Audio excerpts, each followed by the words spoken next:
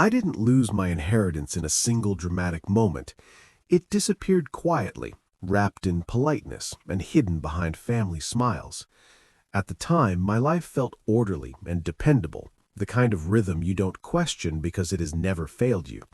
I woke up early, followed routines that had worked for years, and carried an unshaken belief that family meant shared values and mutual protection. Nothing in my daily life suggested that something essential was slipping away.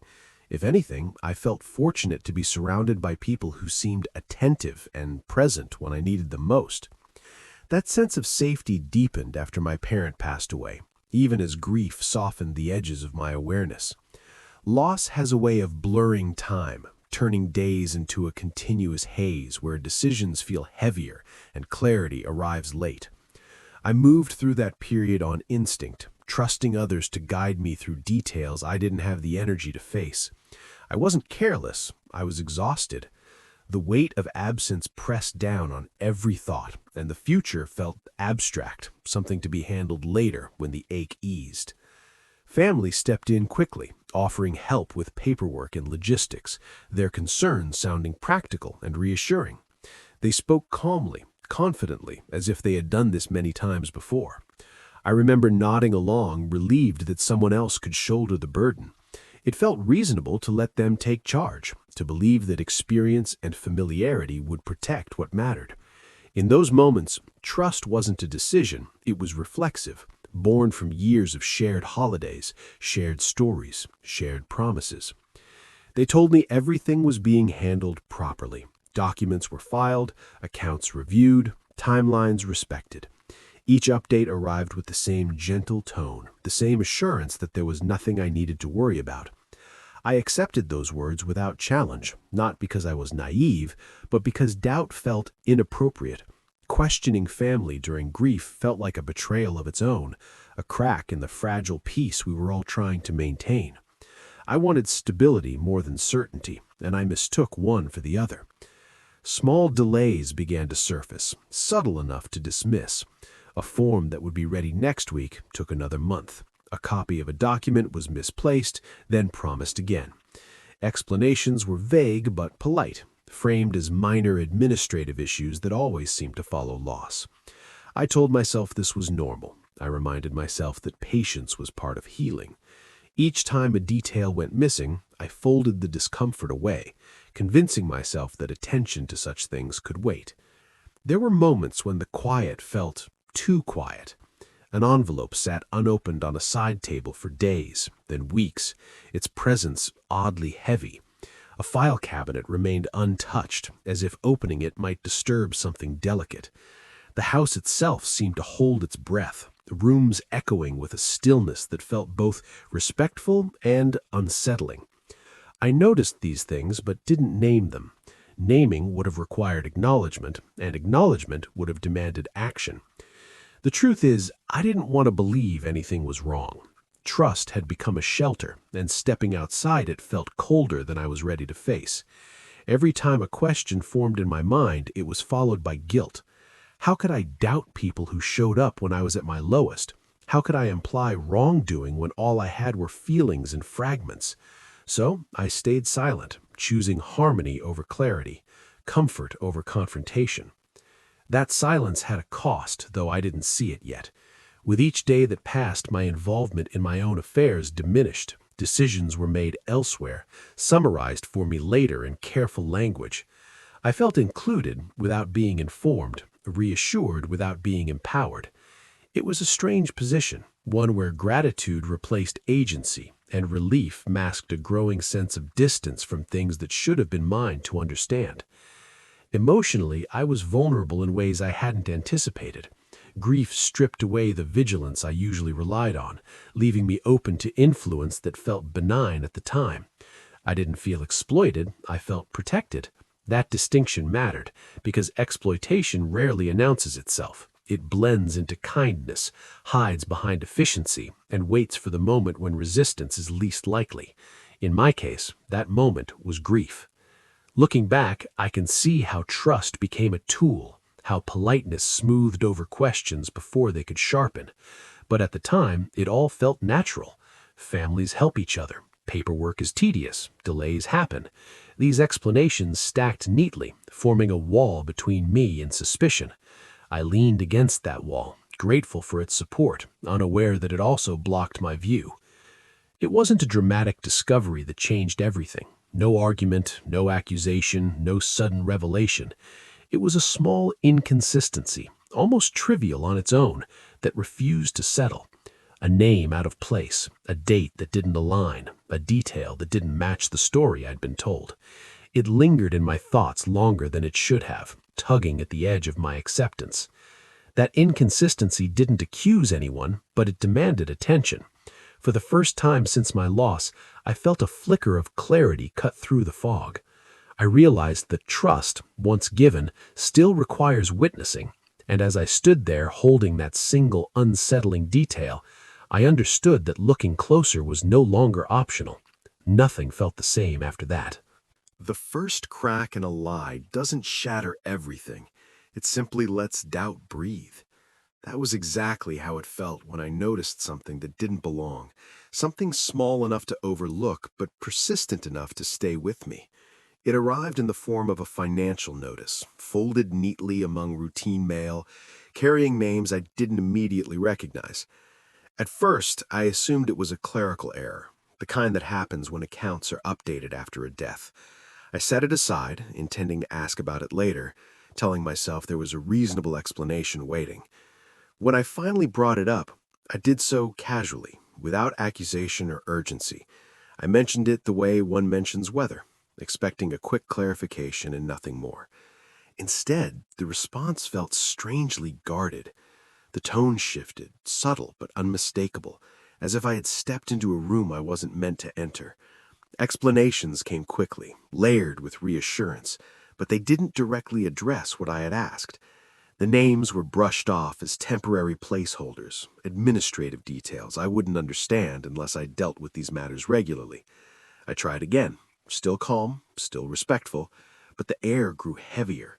I was told I was mistaken, that grief had made me sensitive, that I was reading too much into things. They reminded me how overwhelmed I had been, how much they had taken care of on my behalf. The implication was clear. My questions weren't logical, they were emotional. Hearing that didn't anger me immediately, it unsettled me. It made me question not just the situation, but my own perception of it. That doubt turned inward fast. I replayed my words, wondering if I had sounded accusatory. I wondered if exhaustion had distorted my memory. Grief does strange things to the mind, and I knew that.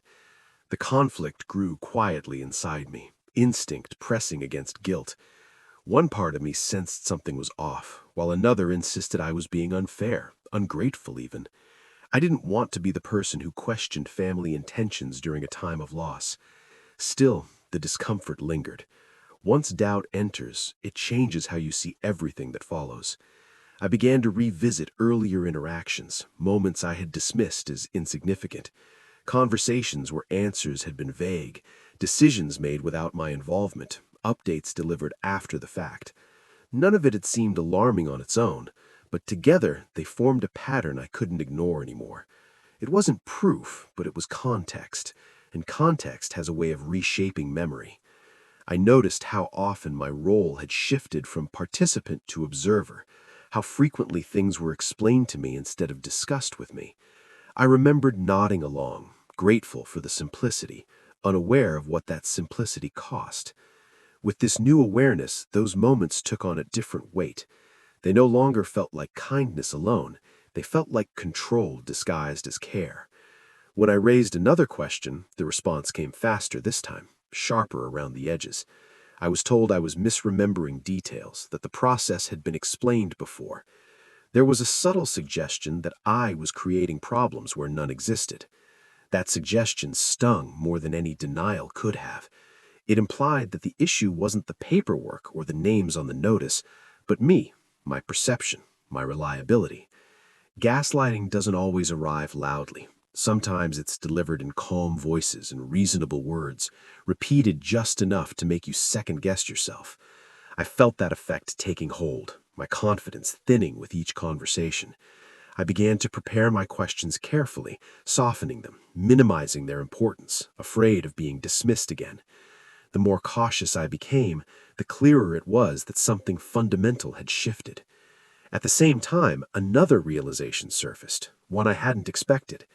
This wasn't entirely new behavior. Similar dynamics had existed before, just quieter, easier to ignore. Decisions framed as already settled, opinions gently overwritten, authority asserted without discussion. I had accepted those patterns because they were familiar, because they fit into the family roles I understood. Only now did I see how easily they extended into matters far more serious. Denial fought hard to keep its place. I wanted to believe that this was all a misunderstanding, that pressing further would resolve everything. Yet each attempt to clarify only deepened the fog. Answers circled without landing, facts blurred into assurances.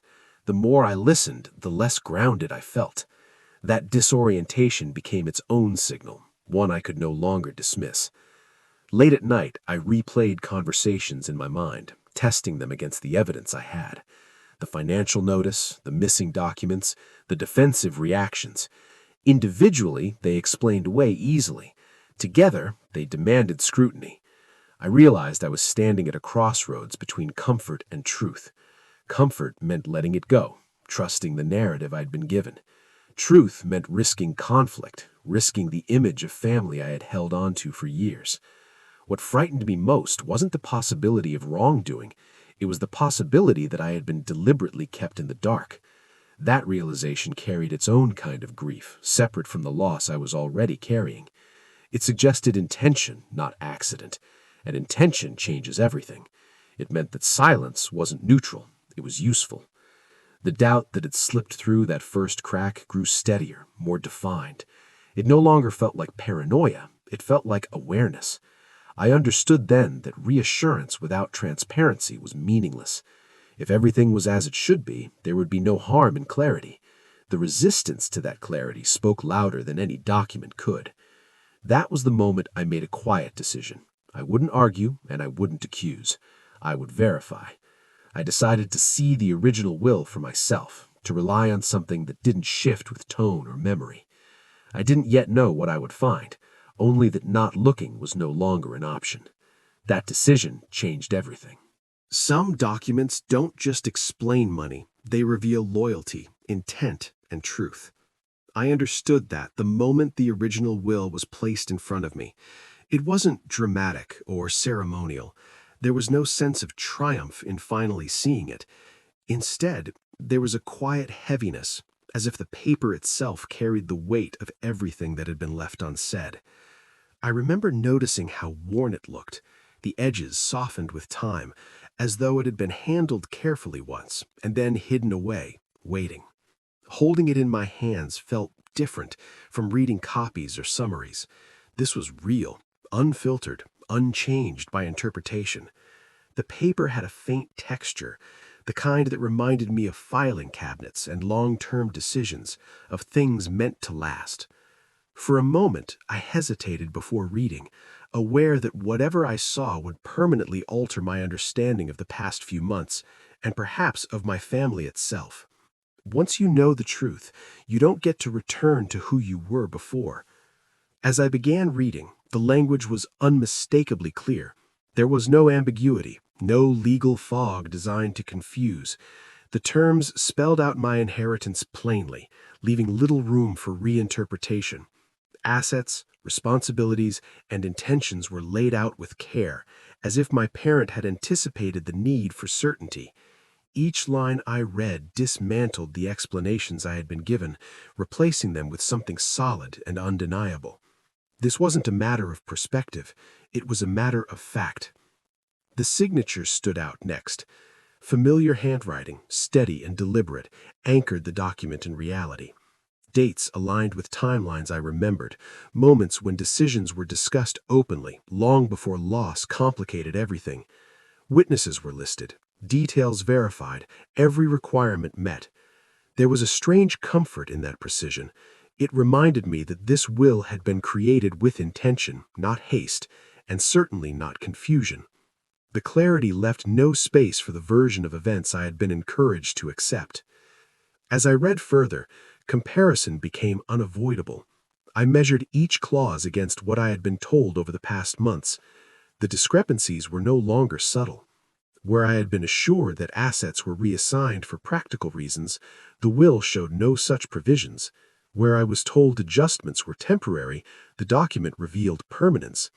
Piece by piece, the narrative I had been given began to unravel, replaced by a far more troubling reality. That reality settled slowly. It wasn't one sharp moment of realization, but a gradual understanding that something had been taken without my knowledge. The redirection of assets wasn't an accident or a misunderstanding. It was deliberate and methodical. Decisions had been made quietly, shielded by my grief and my trust. Seeing it in writing stripped away any remaining doubt. This wasn't about miscommunication. It was about control. Shock arrived first, dull and disorienting. I stared at the pages longer than necessary, rereading sections as if repetition might change their meaning. My mind searched for loopholes, for explanations that didn't involve betrayal. None appeared. The truth was too clear to soften. What I felt then wasn't just anger or sadness. It was heartbreak layered with validation. I hadn't imagined the inconsistencies. I hadn't been overreacting. My instincts had been right all along. That validation brought its own kind of pain. Being right didn't feel like relief.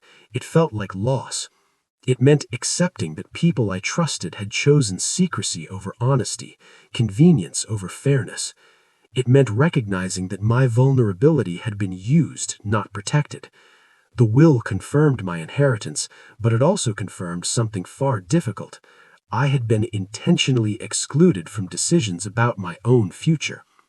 The emotional weight of that realization pressed down hard.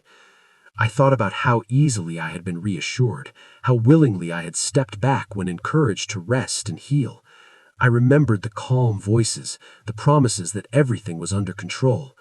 Those memories shifted now, reframed by what I held in my hands. The kindness I had felt was no longer uncomplicated.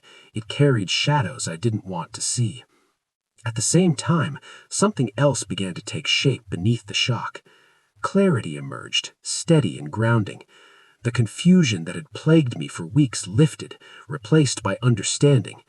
I knew exactly where I stood, legally and morally. The will didn't just confirm my rights, it restored my sense of reality. Gaslighting loses its power when confronted with evidence, and in that moment the fog cleared.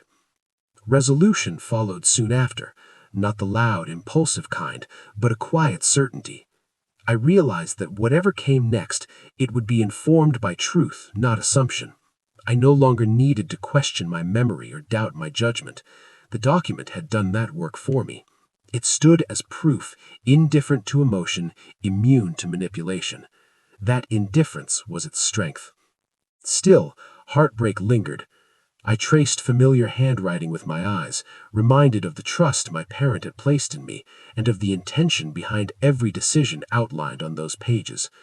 Honoring that intention now felt like a responsibility, not just a right. The will wasn't merely about assets. It was about legacy, about being seen and acknowledged even after death. That made the betrayal feel deeper, more personal. I sat with the document longer than necessary, absorbing what it meant for my relationships as much as for my future. I understood that nothing would return to how it was. Knowledge has consequences, and this knowledge carried weight. It demanded a response, even if I wasn't yet sure what form that response would take.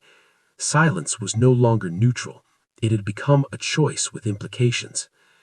As I carefully closed the folder, a new question surfaced, heavier than the shock that preceded it.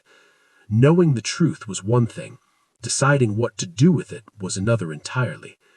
I stood at the edge of a decision that would define not just how this situation ended, but who I would be moving forward. Should I protect fragile relationships by staying silent, or should I confront what had been done, regardless of the cost? Once you know the truth, everyone suddenly has a reason for you to stay quiet. I felt that shift almost immediately after the will stopped being an abstract suspicion and became something concrete in my hands. The tone around me changed, not dramatically, but enough to notice. Conversations became careful, measured.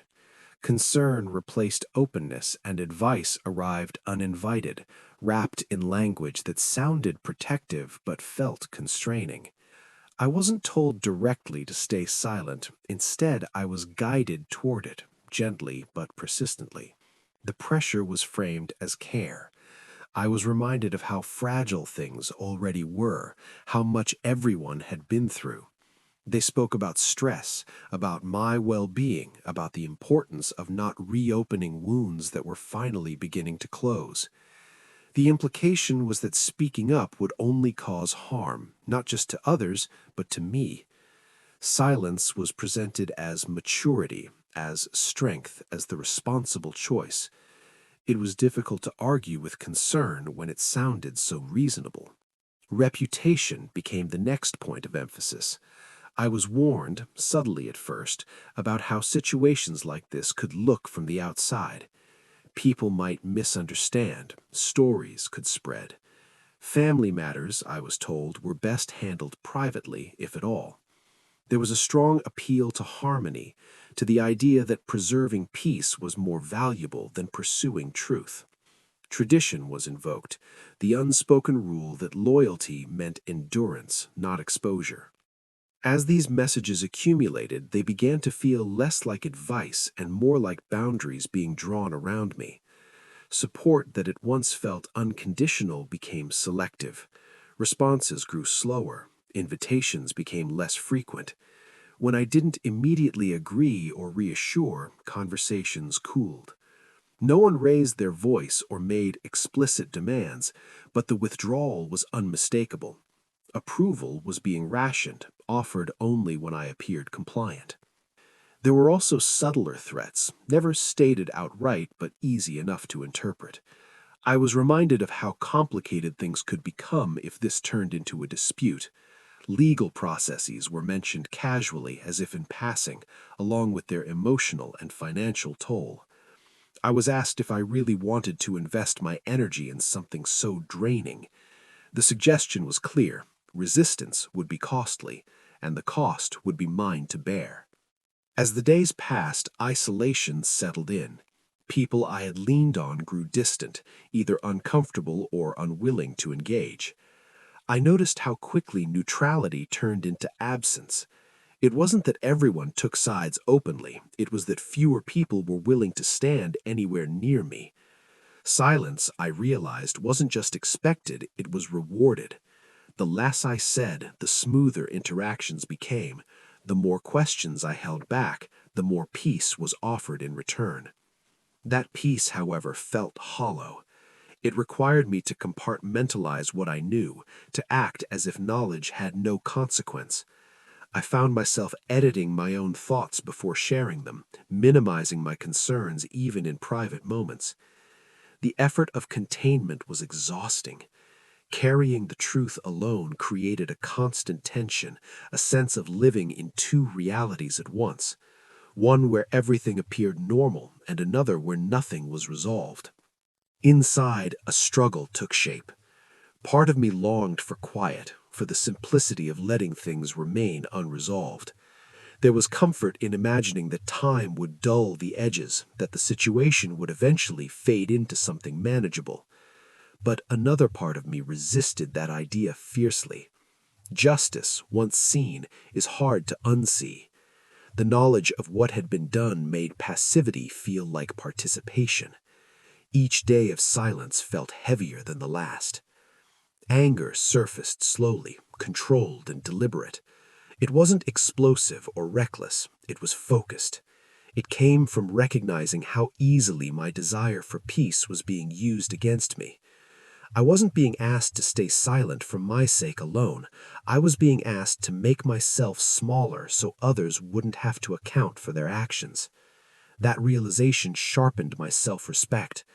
I began to understand that calm does not always mean healthy, and harmony does not always mean fair.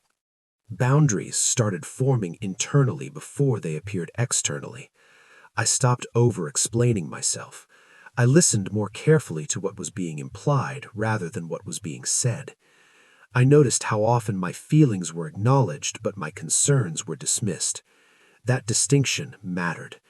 Validation without action is another form of control, and I could see it clearly now. Courage, I learned, isn't always loud. Sometimes it's the quiet refusal to accept a narrative that demands your silence. I didn't confront anyone yet, but I stopped agreeing automatically. I allowed pauses in conversations where I once rushed to reassure. Those pauses revealed a lot. They showed me how invested others were in keeping things exactly as they were. The discomfort that followed my restraint told me more than any argument could have. Self-worth became the next point of emphasis. I was warned, subtly at first, about how situations like this could look from the outside. People might misunderstand, stories could spread. Family matters, I was told, were best handled privately, if at all. There was a strong appeal to harmony, to the idea that preserving peace was more valuable than pursuing truth.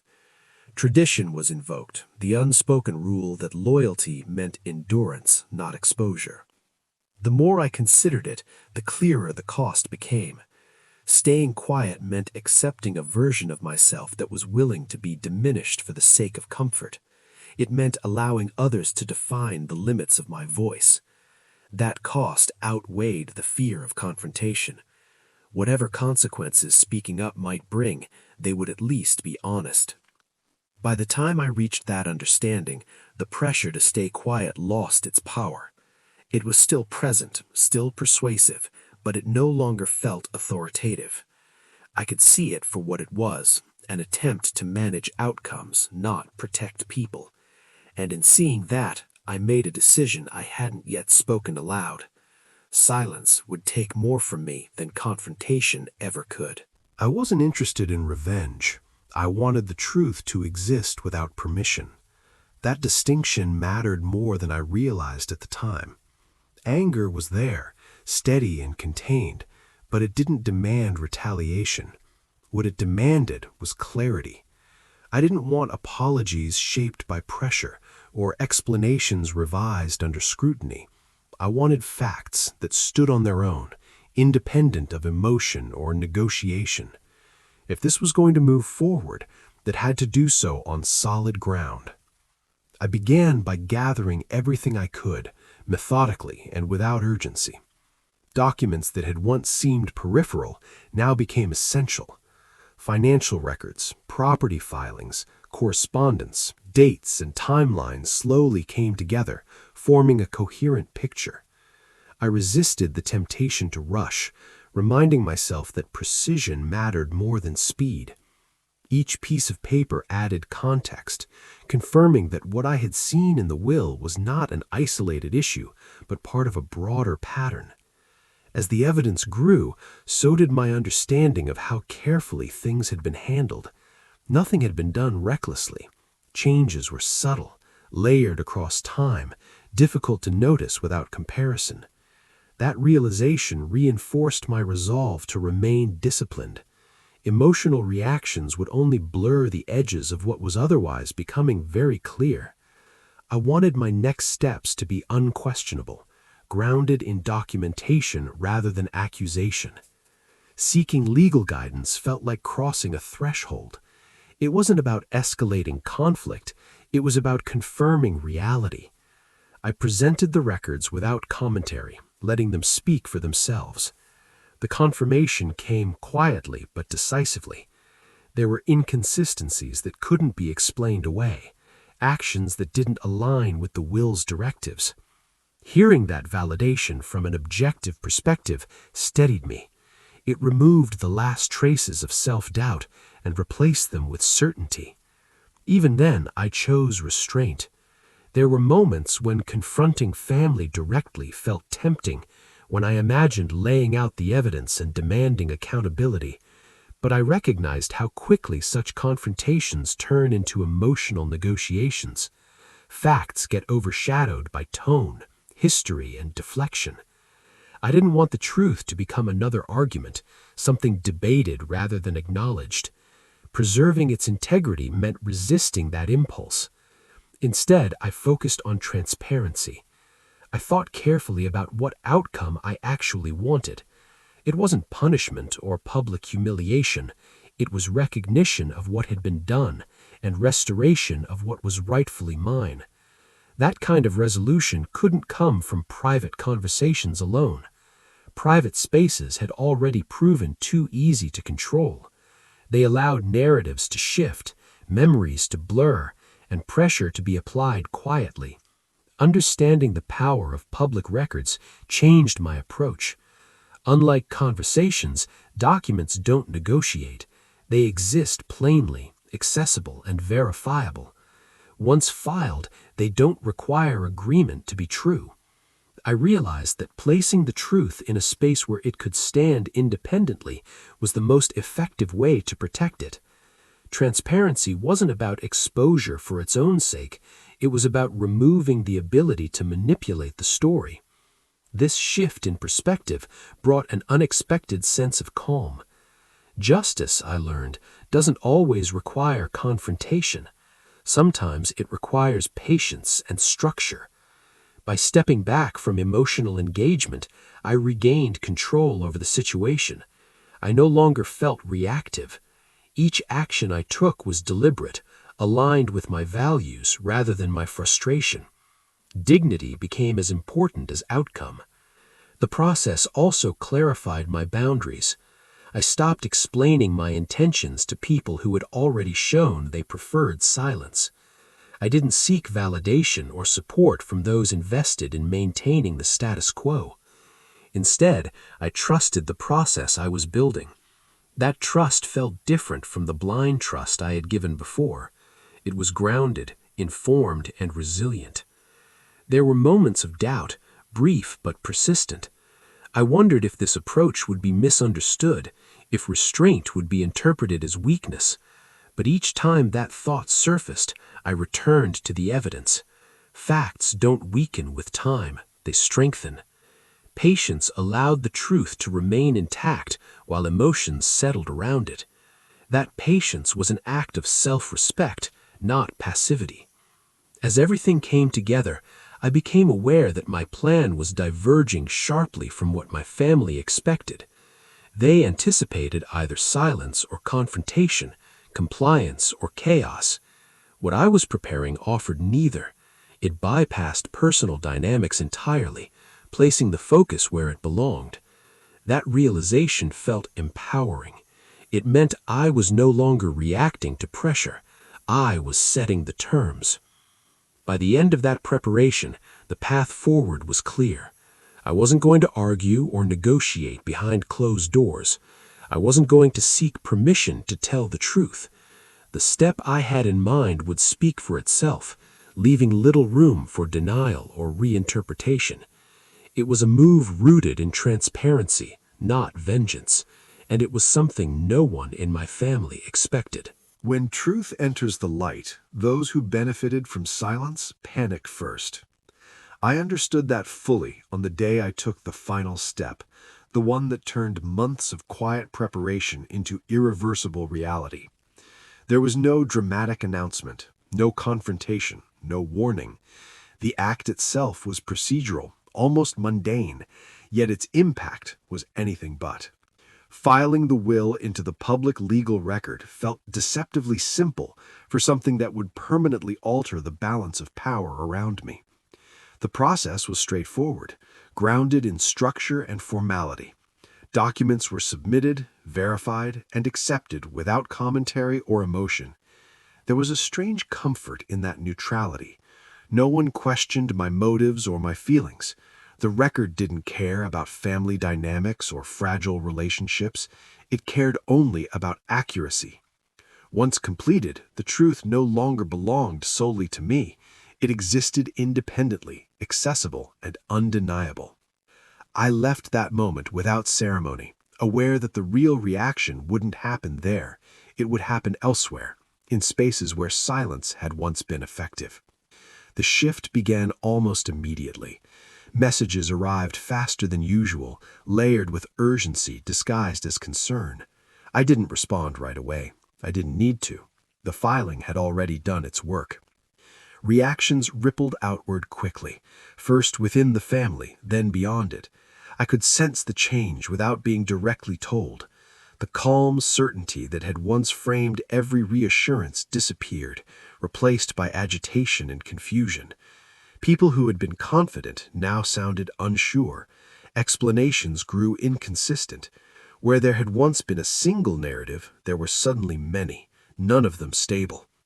The community noticed as well, not through gossip, but through record. Public filings have a way of speaking quietly, yet firmly. Anyone who looked could see the facts as they were, laid out without embellishment. The clarity was unmistakable. Names, dates, and directives aligned cleanly, leaving little room for interpretation. It became clear that what had been framed as complexity was, in reality, concealment. False narratives began to collapse under their own weight. Without confrontation, without argument, they simply failed to hold together. Stories that relied on private reassurance couldn't survive public verification. The inconsistencies were too obvious now, too easy to trace. Attempts to soften or reinterpret what had happened only highlighted how far removed those explanations were from the documented truth. What surprised me most was how little I needed to say. I didn't defend myself or justify my decision. I didn't clarify timelines or correct misconceptions. The facts did that work on their own. Watching that unfold brought an unexpected sense of relief. For so long, I had carried the burden of explanation, of making myself understood. Now, understanding didn't depend on my voice. That release wasn't loud or triumphant. It was quiet, almost subdued. The tension I had been holding dissolved gradually, replaced by a steady calm. I realized how much energy I had spent managing perceptions, anticipating reactions, bracing for dismissal. With the truth established publicly, that effort was no longer necessary. I could step back and let reality speak. Vindication arrived, not as celebration, but as balance restored. I felt grounded in a way I hadn't since before my loss. The sense of being unmoored, of questioning my own perception, finally lifted. What had happened was no longer something I needed to prove. It was simply what it was. That certainty brought dignity back into the situation, not just for me, but for the intent behind the will itself. Still, exposure has consequences beyond the immediate truth. As the shock settled, reactions shifted from confusion to damage control. Attempts were made to reframe the situation, to emphasize misunderstandings or procedural errors. But those efforts lacked cohesion. Without silence to support them, they couldn't regain footing. The public record stood unchanged, immune to persuasion. I noticed how quickly the tone around me hardened. Where concern had once been emphasized, distance now appeared. Some responses turned clipped, others disappeared entirely. It became clear that the loss of control mattered more than the truth itself. That realization was sobering, but it also confirmed that my decision had been necessary. The panic I observed wasn't about fairness, it was about exposure. Emotionally, I remained steady. I didn't feel the need to confront anyone or demand acknowledgement. The satisfaction came from knowing that the truth was no longer vulnerable.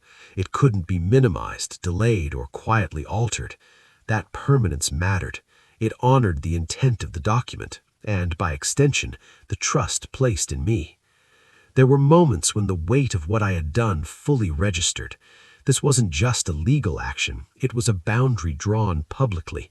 It signaled that I would no longer participate in narratives that depended on my silence. That boundary felt firm and necessary, even as it reshaped relationships I once assumed were unbreakable. As the day ended, I understood that this was not an ending at all. It was a turning point. The public truth had done its work, but it had also set new dynamics in motion. I had reclaimed clarity, but clarity often comes with cost. The quiet consequences were already forming, unfolding beyond my immediate view. I carried that awareness with me, knowing that while the truth was now secure, the personal fallout had only begun. Public truth has a way of forcing private reckonings, and I could sense that those reckonings were coming. I wasn't fully prepared for what they would bring, only certain that there was no returning to silence. Anger is often the loudest confession. I began to understand that as reactions shifted from quiet resistance to visible frustration.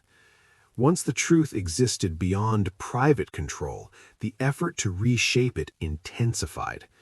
Stories changed, sometimes subtly, sometimes dramatically, as if repetition alone might replace fact. What had once been presented as settled suddenly became misunderstood, miscommunicated, or incomplete. Each new version contradicted the last, revealing more than it concealed. Blame moved quickly, searching for somewhere to land. Responsibility was redirected toward circumstances, toward confusion, toward anyone but the people who had acted. I watched as accountability dissolved into abstraction, as if intent could be erased by complexity. Apologies appeared, but they were selective, carefully worded to acknowledge discomfort without admitting wrongdoing. They focused on feelings rather than actions, regret rather than responsibility. It became clear that these gestures weren't about resolution, they were about containment. The social dynamics around me began to shift in ways I hadn't anticipated. People who once spoke with authority now sounded uncertain. Confidence gave way to defensiveness. Conversations that used to feel one-sided became cautious, even strained. The power imbalance that had defined earlier interactions no longer held. Without silence to reinforce it, authority weakened. Control, once assumed, had to be negotiated, and that negotiation exposed its fragility. I noticed how quickly alliances adjusted. Some distanced themselves entirely, unwilling to stand near a truth that demanded recognition. Others approached tentatively, curious now that the narrative was no longer fixed. Neutrality became less comfortable, harder to maintain. The situation had moved beyond personal dispute into something that required positioning. That alone spoke volumes about how much the original silence had protected certain dynamics. What struck me most was how predictable these reactions became once I stopped taking them personally. Anger flared not because the truth was unclear, but because it was clear. Exposure stripped away the ability to manage appearances, and that loss provoked resentment. I realized that outrage often emerges when influence fades. It isn't a response to injustice, it's a response to accountability. As power structures dissolved, I saw patterns I hadn't fully recognized before. Authority had never been rooted in fairness, it had been sustained by access to information. Once that access was equalized, the structure couldn't stand. Decisions that once seemed unquestionable were suddenly open to scrutiny.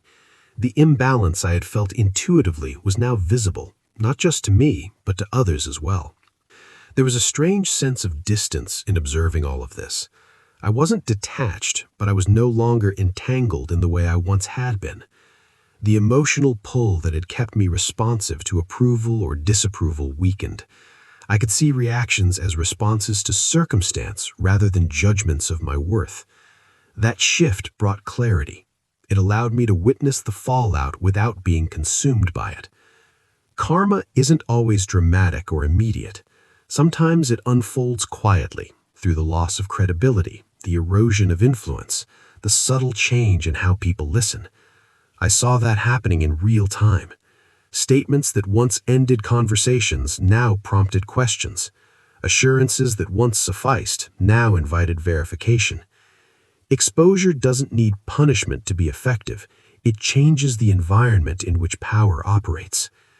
Despite this, there was no sense of victory in watching masks fall.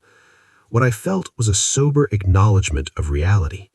These were not strangers revealing themselves. They were people I had known for years. Seeing their defenses exposed carried its own kind of grief. It confirmed that trust had been misplaced, not accidentally, but strategically.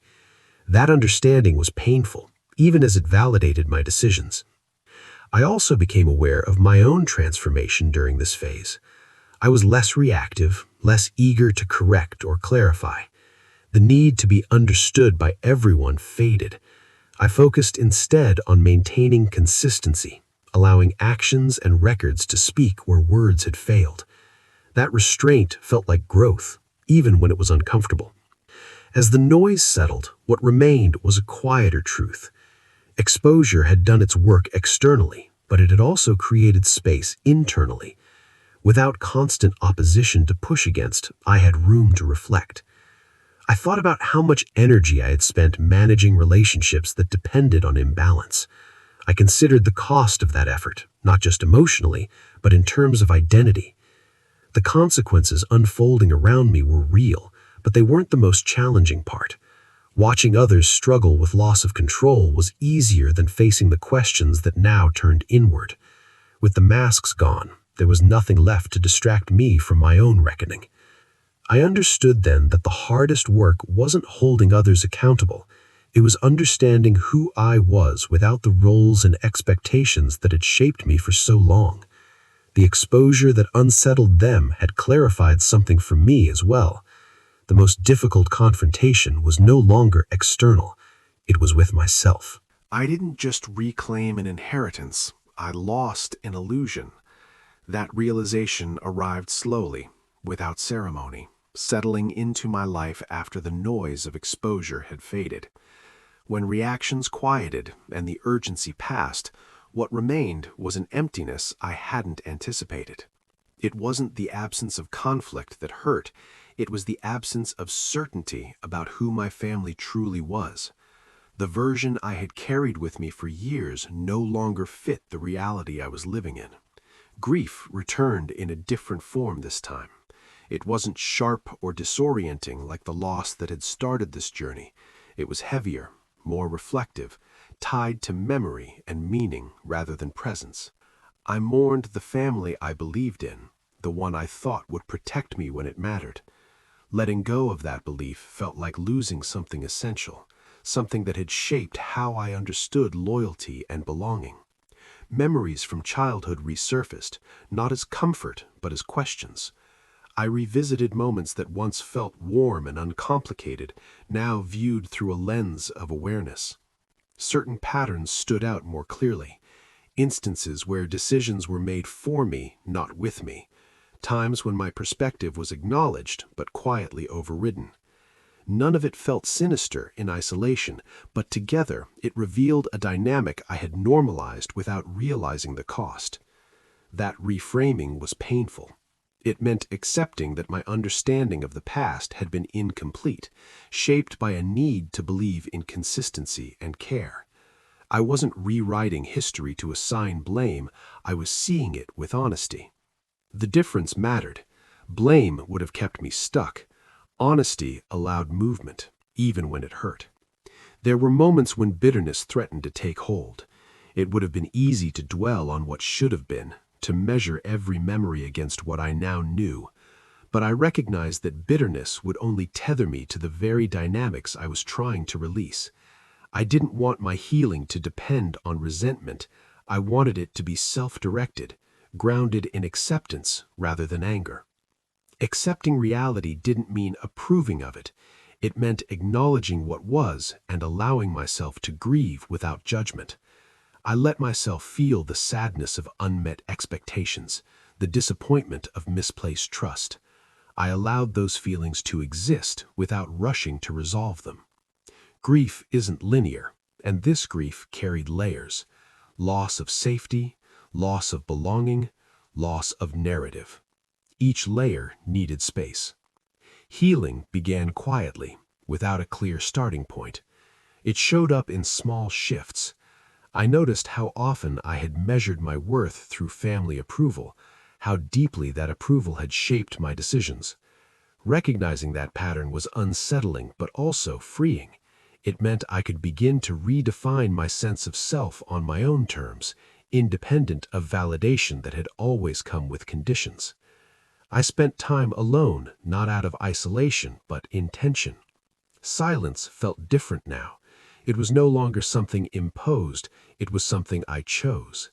In that space, I reflected on what I wanted my future relationships to look like. I thought about boundaries not as defenses, but as expressions of self-respect. The idea that I could choose the terms of my own emotional life felt both unfamiliar and empowering. There was a tenderness to this phase that surprised me. Without the urgency of conflict, emotions surfaced more gently. I found compassion for myself, for the version of me who trusted easily, who believed loyalty was guaranteed. That compassion mattered. It softened the edges of regret and allowed forgiveness to begin, not for others, but for myself. I also recognized that healing didn't require reconciliation. Letting go of the illusion didn't mean severing all ties immediately or dramatically. It meant releasing expectations that no longer aligned with reality. Some relationships changed form. Others faded naturally. I learned to let those changes happen without forcing resolution. Closure, I discovered, doesn't always come from conversation. Sometimes it comes from clarity. Grief slowly made room for understanding. I understood that families, like individuals, operate within their own limitations. That understanding didn't excuse what had happened, but it contextualized it. It allowed me to separate my identity from their actions. I wasn't diminished by their choices. I was simply affected by them, and being affected didn't define me. As I processed these realizations, something unexpected began to emerge.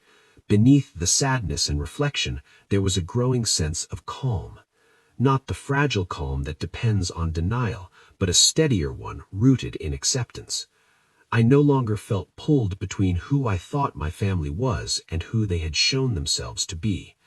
The tension between belief and reality eased.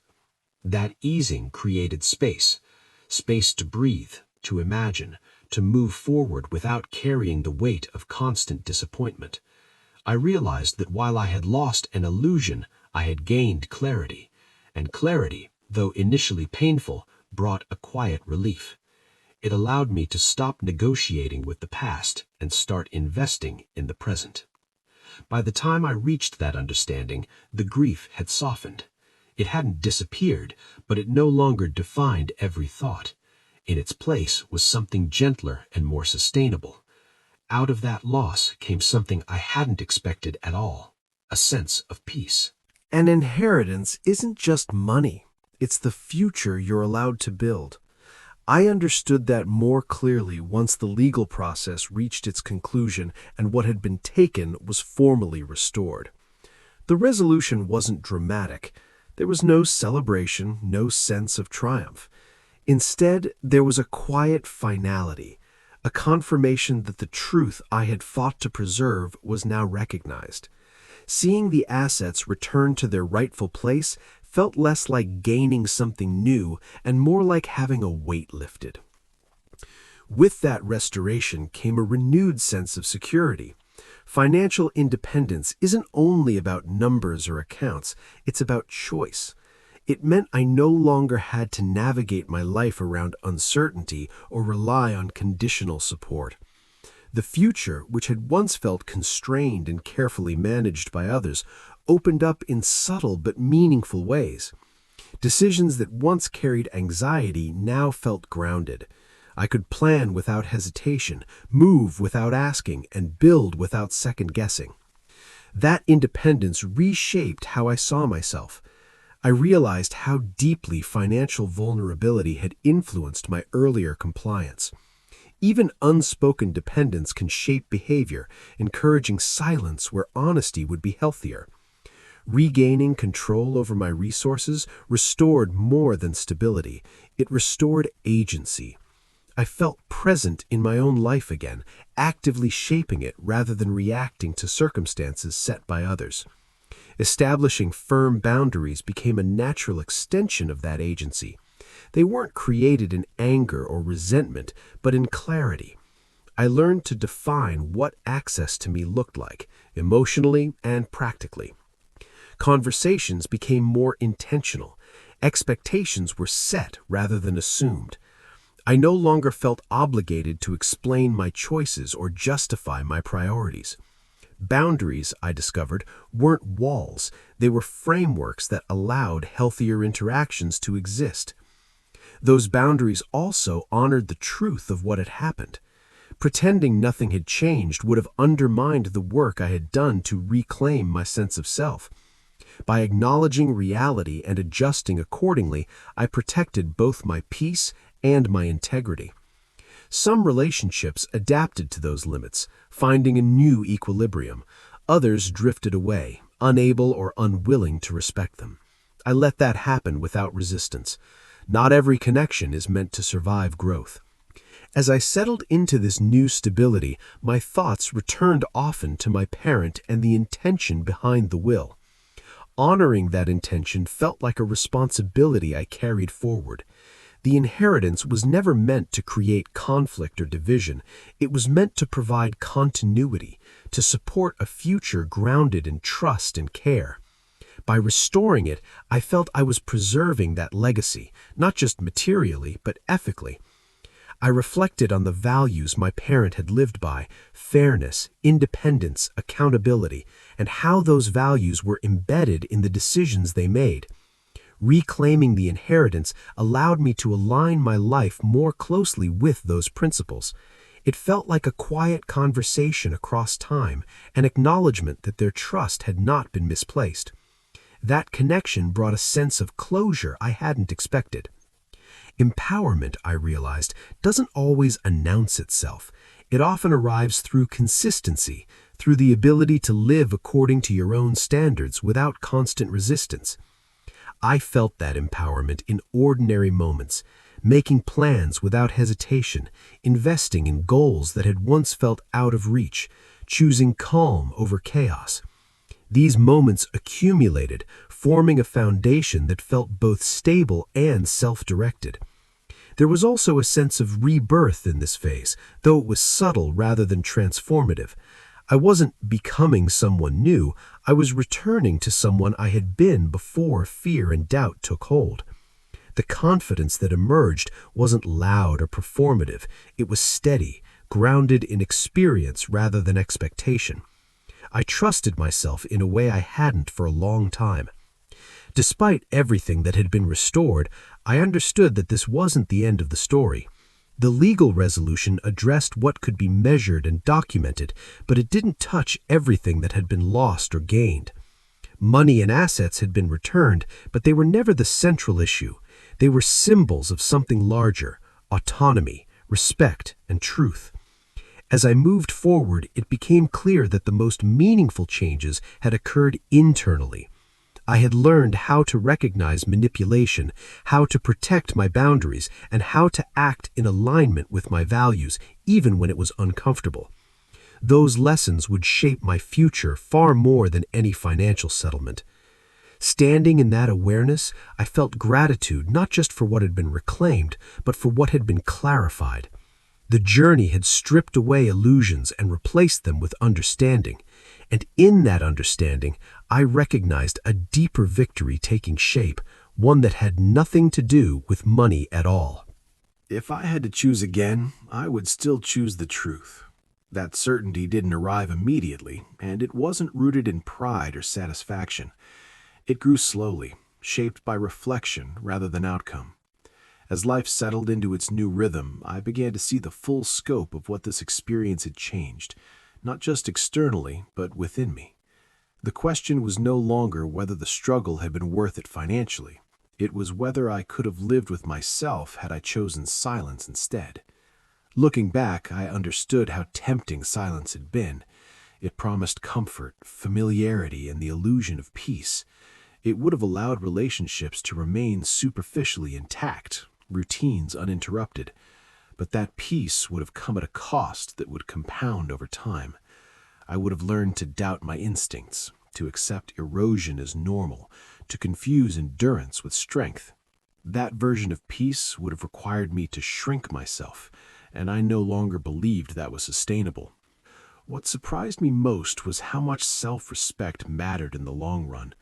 It wasn't something I could measure immediately or display outwardly.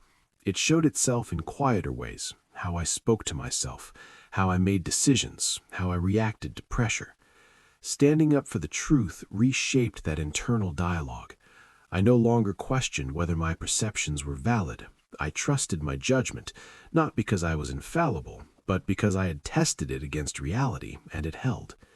The experience also clarified the true cost of silence. Silence isn't passive. It teaches others what they can get away with, and teaches you what you are willing to tolerate. Had I stayed quiet, I would have reinforced a pattern that didn't end with inheritance.